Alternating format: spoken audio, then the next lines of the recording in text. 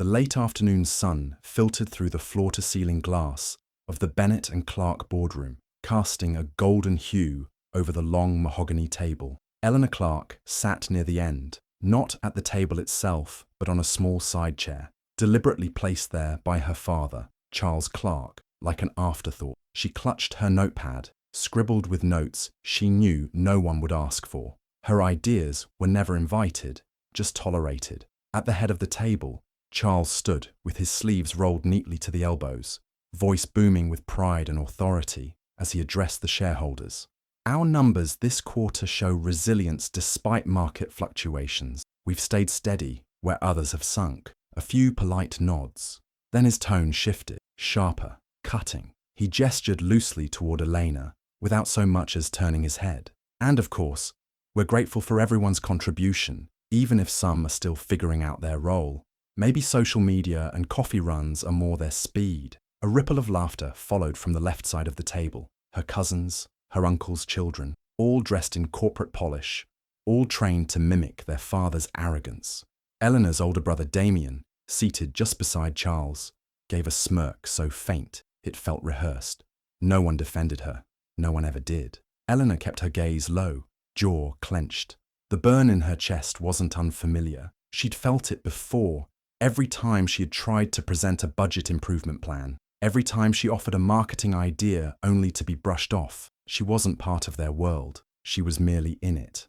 The meeting ended. Leather chairs scraped back. The room emptied with murmurs of dinner plans and golf matches. Eleanor lingered, gathering her notepad, when she heard her father's voice echoing from the hallway just outside the glass door. "She'll never carry this legacy," Charles said. "She's useless."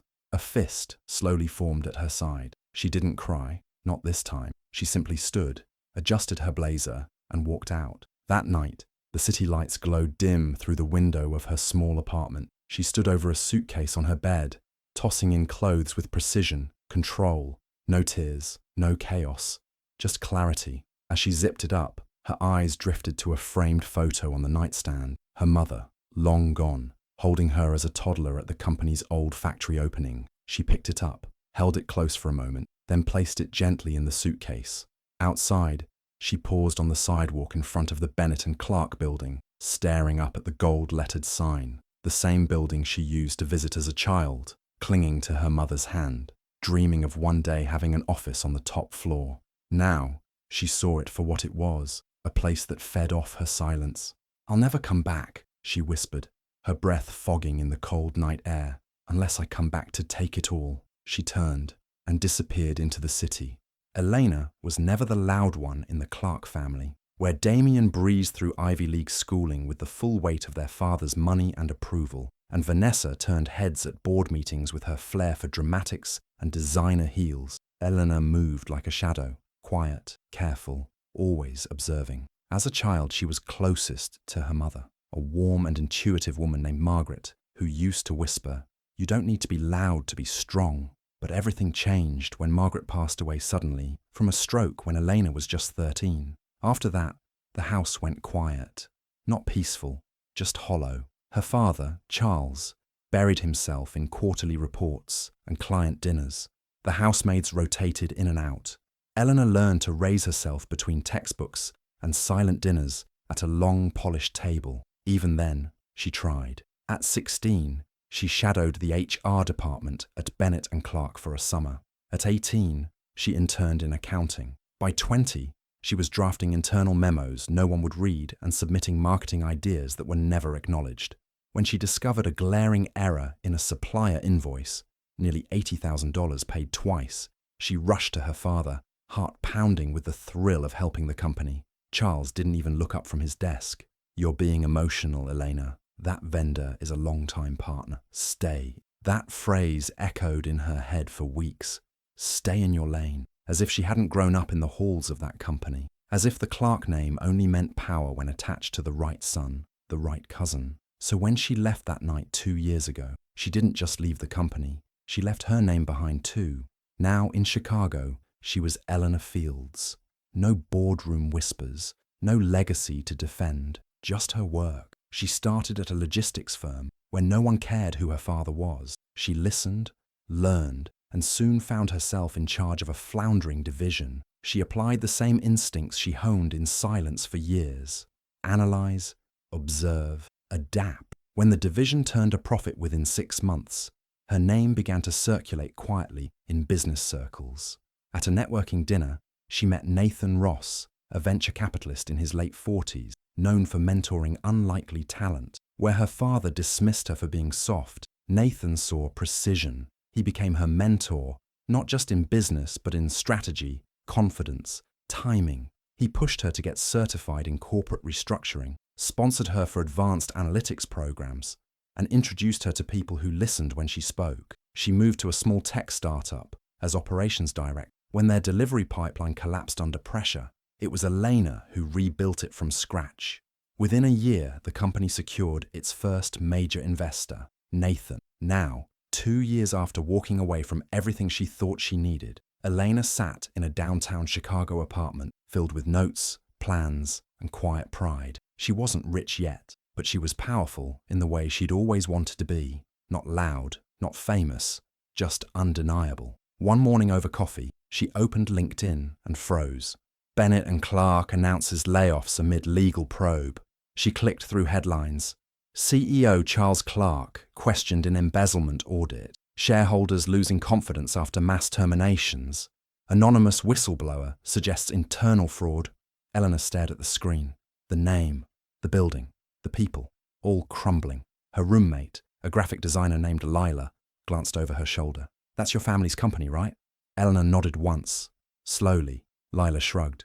"Let them rot." Elena didn't respond. She closed the tab, but her heart beat just a little faster. She didn't want to watch them burn from a distance. That would be too easy. No, what stirred inside her wasn't bitterness. It was purpose. She didn't want revenge. She wanted the whole damn company, not to punish them, to prove they were wrong, because useless girls don't come back as CEOs. But Eleanor Fields would. The skyline of her hometown hadn't changed much, but Elena had. As her train pulled into the city, she sat still, composed, eyes fixed out the window as the familiar buildings came into view.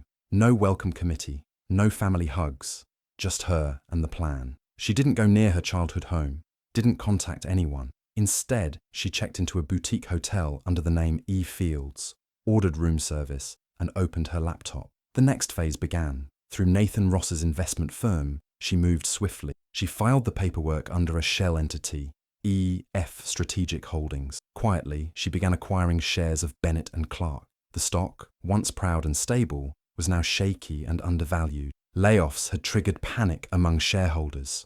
Rumors of fraud, unpaid debts, and internal leaks had driven prices low. Eleanor struck when they were weakest. Within 4 weeks, she held 22% stake, more than any other individual shareholder. Ross arranged a private meeting with the board, presenting a non-disclosure-backed proposal. A new investor group wants to stabilize the company, but only on one condition: immediate replacement of current executive leadership. A new CEO must be appointed, someone untouched by scandal, trained in modern operations, and with full authority to restructure.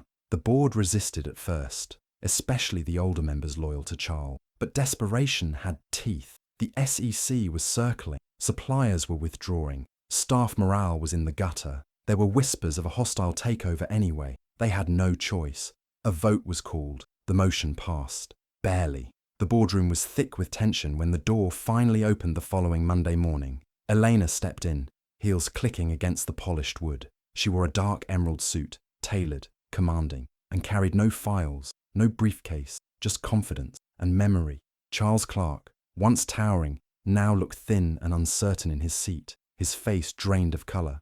Damien, seated beside him at the interim CEO spot, nearly choked on his coffee. Vanessa's mouth hung open, her perfectly manicured hand gripping the edge of the table. Elena walked slowly, savouring each step, then placed her phone on the table and pulled out the head chair, the one Charles always sat in. She sat, looked around the room, and smiled. "Hello, everyone," she said, voice smooth, assured. "I believe we have a lot to clean up." No one spoke, not even Charles. Not yet. Eleanor crossed her legs and opened a folder Nathan had handed her that morning. Projected debt figures, internal audit gaps, pending lawsuit. She glanced up. "We'll begin by cancelling all consultant contracts and reviewing the supplier list. There's been far too much bloat. I'll also be replacing the head of finance effective immediately. Damien blinked. You can't do that. You don't have... She slid the folder down the table toward him. 22% stake, majority vote from the board, and a mandate to restructure. I think I can. Charles finally found his voice, hoarse with disbelief. You came back to destroy us? Eleanor met his gaze, unwavering. Number I came back to save what you almost destroyed. Silence, the kind that hums just before a storm. And then Elena, the daughter they had dismissed as emotional, useless, and unworthy, began running the company they thought they'd buried her beneath. The first week as CEO of Bennett and Clark was a storm dressed in paperwork and veiled hostility. Elena arrived early and stayed late. She removed the corner art piece her father loved and replaced it with a clean wall of performance dashboards. She installed transparency software. Every department budget was reviewed, every file opened. She asked questions no one had dared to ask for years. 2 executives were fired within the first 10 days. One for expense fraud, the other for ghost employees on payroll. HR complained. Legal panicked. But Eleanor didn't flinch. She came armed with facts, clean audits, and the support of Ross's legal team. Every cut had evidence. Every change was strategic. Damien, however, was far from silent. One morning, Eleanor arrived to find her entire email archive wiped. It claimed it was a system update initiated from Damien's login. She had backups. Another day, a rumor circulated that she was a placeholder CEO, soon to be removed once the company stabilized. HR mentioned Damien was seen whispering in the break room with the department head. Elena made a note, then quietly replaced the head with someone from her Chicago team she trusted. Vanessa tried a different tactic. She brought Elena coffee, complimented her style, left notes on her desk with thoughts on brand direction. Elena responded with nothing more than polite nods and redirected every personal comment to professional business. She trusted no one. Midway through the 3rd week, Charles requested a private meeting. Eleanor agreed. They met in the executive lounge, a space she had rarely entered as a child, where her father and his brothers once smoked cigars and toasted deals. He was already seated, back straight, hands clasped, still trying to command the room. "You think you can run this without your father?" he asked, voice low but sharp. Elena didn't sit. She stood at the window, looking out at the city. "You ran it into the ground," she replied. "Now I'm here to rebuild what you destroyed." Charles's mouth tightened. "You're being emotional again." "No," she said, turning to face him. "This is business, the kind I was never allowed to be part of. But now I own more of it than you ever did." The silence between them stretched long, brittle. He stood, walking toward her, his voice dropping to something softer, something manipulative. "I did what I had to, after your mother died. I didn't know how to raise you. I thought if I gave you space." "You gave me silence," she interrupted. "And now that silence has a cost." She left before he could speak again. That night, she stayed late in the office. The building was quiet, except for the hum of servers and the occasional creak of the ventilation system. She sat at her desk, bathed in the soft light of her desk lamp, staring at the balance sheets and vendor contracts spread before her. But her mind wasn't on numbers. It was on the boardroom years ago, when she offered her first budget strategy and was told to go help with decorations. It was on her 16th birthday, her mother gone, her father absent, Damien laughing in the background about how no one even noticed she was there. And now, even as CEO, the ghosts of that past were loud. She opened her office drawer to find an envelope she hadn't noticed before. No name, just her mother's handwriting. Fragile, soft, unmistakable. Inside, a letter, dated 3 weeks before her mother died. "Eleanor, I don't know if I'll get to see the woman you'll become, but I know this. You are enough. You always were. Don't let their noise drown out your light. You are stronger than their silence. With love, always. Mom." Her breath hitched. The tears came quietly, not from weakness, but release. The kind that comes when years of being unseen are suddenly acknowledged in the handwriting of the only person who ever truly saw you. She sat there, letter in hand, as the city pulsed outside. The next morning, she found hate mail on her desk. Anonymous, typed, "You don't belong here. This company was built by real leaders, not bitter daughters." She placed it in a drawer, didn't even flinch. Later that week, a small envelope arrived with no return address. Inside were 3 handwritten notes from employees. One from a single mother in the factory whose job Eleanor had saved. One from a junior manager who had been promoted based on merit, not family name. One from the cleaning staff who noticed the new safety protocols she had implemented.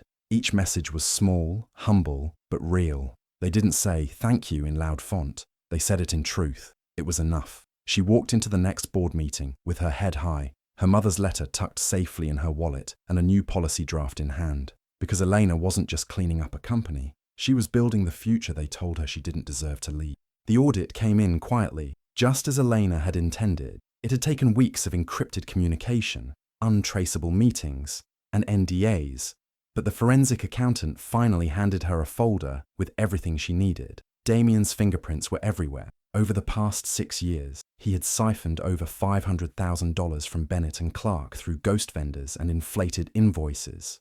One shell company billed the company for consulting services that were never rendered. Another had fake transport logs. All of them pointed back to accounts linked to Damien's old college roommate, and, indirectly, to him. Elena didn't flinch when she saw the final summary. She felt calm, cold, ready. She called an emergency board meeting. The conference room was full. Charles was stone-faced. Damien looked irritated at the disruption. Vanessa looked pale. "I'd like to present findings from an internal audit," Elena began, handing out copies. Damien barely glanced at his before scoffing. "What is this? Some attempt to frame me now. You're reaching." But Vanessa had already gone still. Her hands trembled. Elena pressed on. "These are payments authorized under your ID, Damien, to vendors that don't exist. Services we never receive. This isn't a mistake. It's theft." Damien laughed, a sharp, forced bark. "You think I did this? Vanessa handled most of the supplier contracts. Maybe ask her where the money went." Vanessa turned sharply toward him. Her eyes burned. "Are you serious right now? You made me lie. You coached me through those invoices. I kept quiet while you partied in Dubai and drove a new Jaguar every year." The board erupted in whispers. A few members sat up straighter. Charles closed his eyes. "I was scared of him," Vanessa continued. "But I'm done. I won't lie for him anymore." Damien stood red-faced. "You spoiled brat. You think turning on me will save you?" Charles finally spoke. Enough, but it was too late. The damage was done, and Elena wasn't finished. She stood slowly. "I knew the audit wouldn't be enough. Some of you still think I'm just here to cause trouble, so I made sure you'd hear it directly." She reached into her bag, pulled out a remote, and clicked. The screen behind her came to life. Audio crackled to life. Damien's voice, unmistakable. "Just bump the invoice again, bro. Same shell, they never check. We've been milking this dinosaur for years." Another voice, presumably the supplier, chuckled. "Damn, you Clark kids got balls." The room froze. Someone gasped. Another board member dropped their pen. 2 pulled out their phones. Damien lunged toward the remote. "That's illegal, that's—" Elena stepped back, calm, composed. "You stole from your own legacy," she said, "and you thought no one would notice." Charles stood, but he was trembling now. "Eleanor, this is not the way." She turned to him. "Number, you don't get to lecture me anymore." And then, the final blow.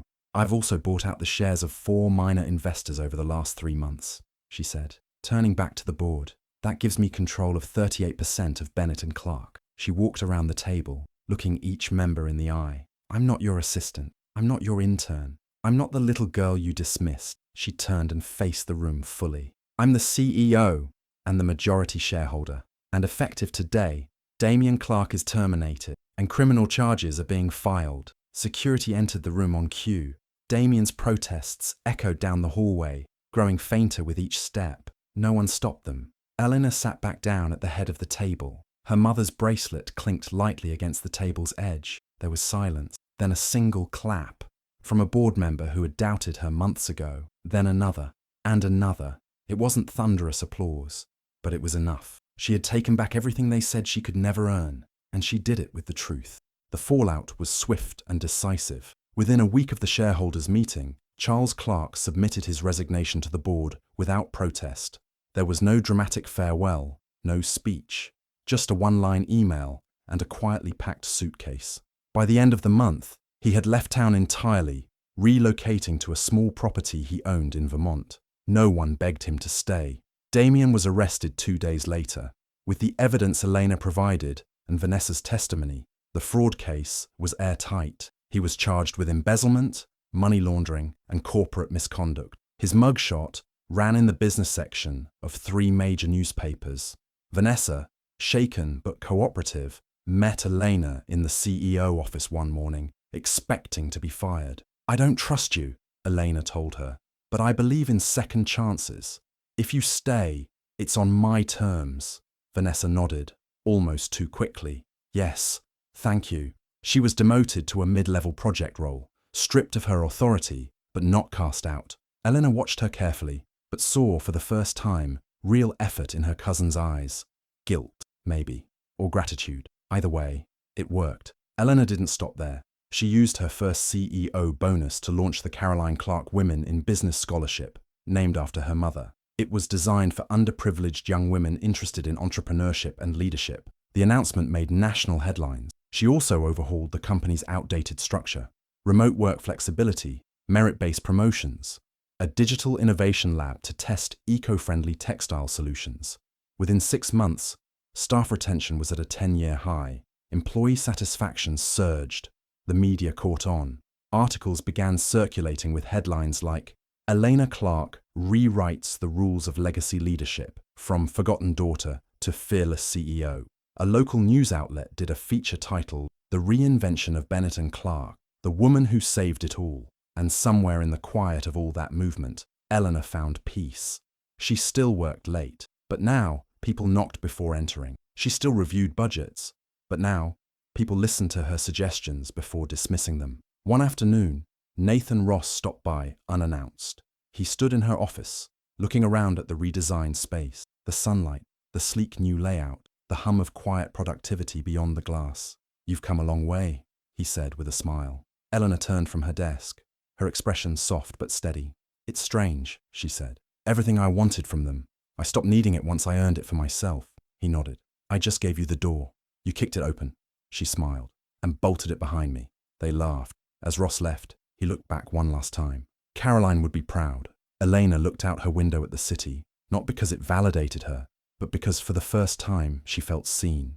Not as Charles Clark's daughter, not as someone's shadow, but as Elena Fields Clark, CEO, leader, survivor, and finally, truly herself. The office is quiet. It's late evening, and the fluorescent lights cast a soft hum through the glass panels of the once intimidating conference room. Elena stands alone in the center of it, where, years ago, she sat silently in the corner as laughter echoed around her. This was the room where her father dismissed her, the place where she swallowed shame and anger like medicine. She walks over to the whiteboard, the same one where Charles used to sketch grand strategies, surrounded by nodding heads and fake respect. This time, she lifts a black marker. No charts, no profit margins, just a sentence. She writes slowly, clearly. "Your worth is not defined by their inability to see it." She caps the marker, steps back, and reads the words for a long moment. Then she leaves the room. Outside, the receptionist looks up, smiling warmly. "These came for you," she says, handing over a neat stack of envelopes. Elena takes them, surprised. She walks toward her office, skimming the top one. Inside is a small handwritten note from a junior accountant named Maya. "You made me believe I can lead too. Thank you for seeing what others overlook." Elena pauses. A breath escapes her chest. Not heavy, not broken, but light, like release. She looks around the office floor.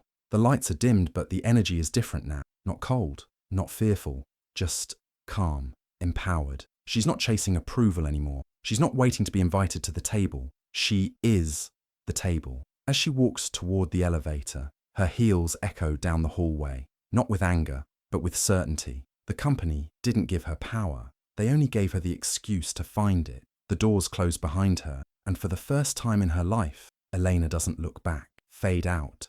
Hi besties, thank you so much for watching to the end. Please remember to like, comment, and subscribe.